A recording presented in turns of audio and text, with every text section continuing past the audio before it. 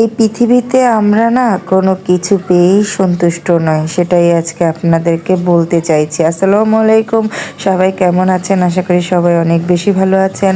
আলহামদুলিল্লাহ, আপনাদের দোয়া ও ভালোবাসায় আমিও ভালো আছি।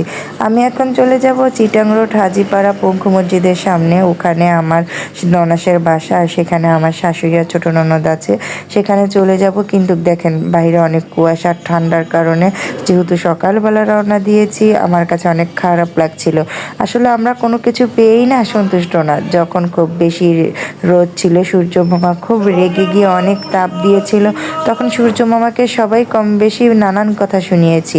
আবার যখন এখন সূর্য মামা রোদ না দিয়ে নিরিবিলি ঠান্ডায় চুপচাপ বসে আছে, এখনও কত কথা বলি যে রোদ উঠে না, এটা সেটা। আমরা আসলে কোনটাতে সন্তুষ্ট বলেন তো? আমরা কোনোটাতেই সন্তুষ্ট না। কারণ আমরা যা চাই হয়তো আল্লাহ পাক আমাদেরকে তা দিবে না।